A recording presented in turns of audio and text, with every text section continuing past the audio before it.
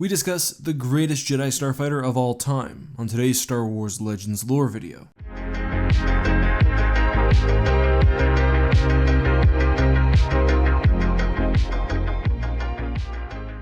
Hey guys, this is EckhartsLadder. Hello and welcome to another Star Wars Legends lore video. Before we get into the content, I do have to talk to you guys about something. If you want to skip this, I'll put a timestamp up on the screen, just fast forward to that point. Anyway, over the past few weeks, I've been doing almost nightly polls for upcoming videos. And especially recently, I've been getting a lot of complaints in the comment sections of these polls, with some people saying they're clogging up their homepage. Now, some of the complainants are subscribers, while others are just random people who YouTube seemingly promoted the poll to. Because I really don't want to annoy people, especially people who haven't consented to seeing these messages, I will be turning down the frequency of polls, at least on YouTube, and I might move some to Discord or my Twitter. Also, and this is the second thing I wanted to talk about, a lot of people have noticed that I've been focusing on streaming a lot more lately, and I've been heavily promoting my Twitch account. Now, Twitch will never take over for me personally for making videos, and my channel's doing great,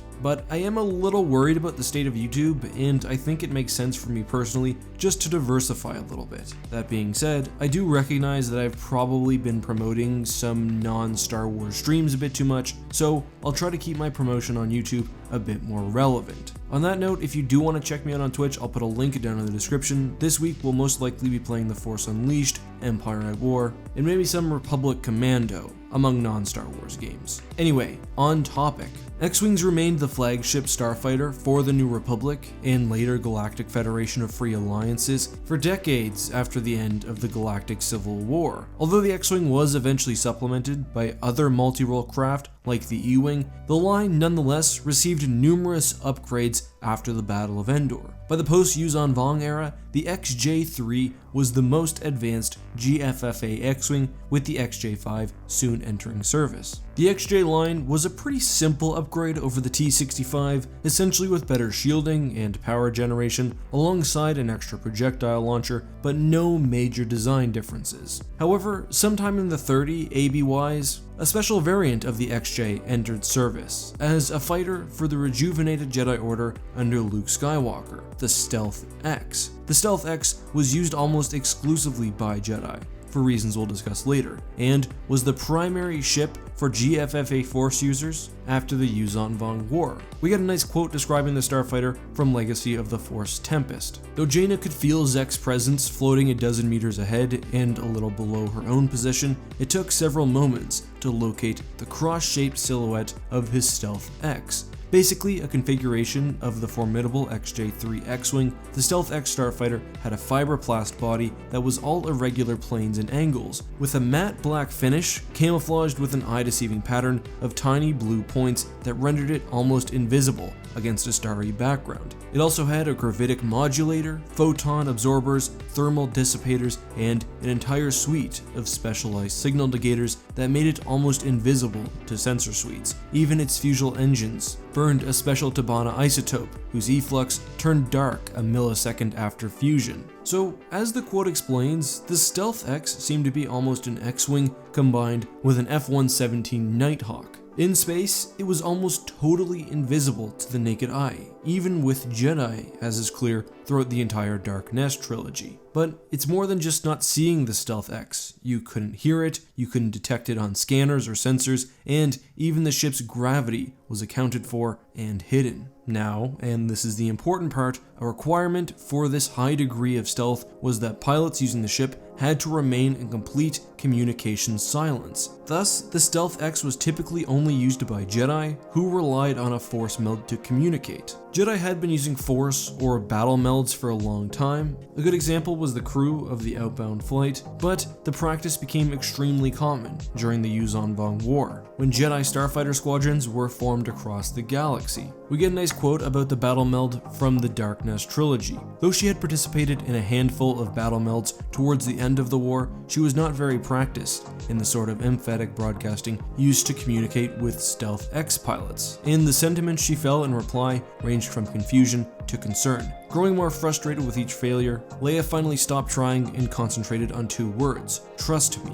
The 4 pilots seemed instantly reassured and spread out behind the Falcon, flying along the dark bands in the ring so their craft would not be silhouetted against the glittering rubble. The Force filled with encouragement. Jaina and the others seem okay with the new plan, Leia reported. Though Saba was in charge, Leia's bond with her daughter was so much stronger that the clearest communication came from her. As this quote illustrates, Jedi battle melds were used to share feelings and vague ideas, but could also fully coordinate a starfighter squadron even during the heat of battle, at least so long as every member was connected. It also allowed Jedi to dip into the group's reserve of power, basically allowing for each warrior to be more effective. Jedi with extremely close bonds, like Luke and Mara or Jaina and Jason, could also effectively communicate even very complex ideas, sometimes even putting them into words. When done properly, a group of Jedi flying StealthX's could very easily sneak up on other fighter squadrons. Before Saba could say fire, 8 of the 3 XJ3s, 4 2-ship combat teams broke into evasive loops and spirals, and the Falcon's military comm scanner came alive with the alarmed voices of their pilots.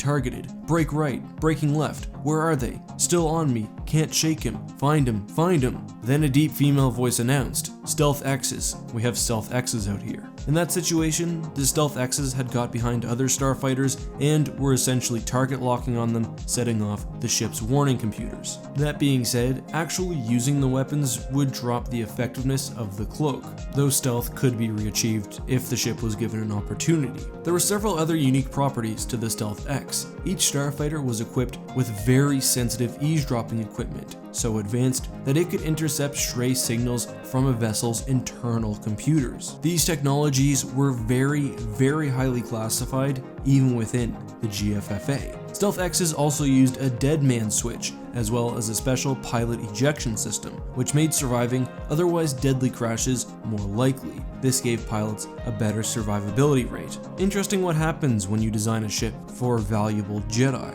But the greatest thing about the StealthX was that it best utilized and emphasized the one thing that separated a Jedi from another pilot, the Force. The need for intra-squadron communication was the one thing that prevented the use of full stealth squadrons prior to the creation of the StealthX. However, the Force facilitated stealth-capable communication in a way that a non-Jedi couldn't hope to achieve. What's more, StealthX's also facilitated peaceful solutions, or at least some non-violent options, as the ships were focused less on weapons and more on stealth and observation, perfect for Jedi Knights. On the other hand, StealthX's were very expensive to make and also extraordinarily difficult to keep maintained. They required much more room and maintenance time than other starfighters when being transported on carriers. They were also unusable to non-Force sensitive pilots or even Force sensitives who were unable to form the battle meld. Because of their advanced tech and components, StealthX's were extremely valuable to smugglers and pirates, who would often disassemble them and sell the component parts. Sort of on that note, the technology which drove the StealthX was also eventually used in other fighters, like the line of Scrag Hull commando boats used by Lando. Like some other fighters of the era, StealthX's were also equipped with Jedi shadow bombs, which were extraordinarily powerful torpedoes, with the internal guidance systems replaced by extra explosives. Instead, the ordnance was launched, controlled, and guided by Jedi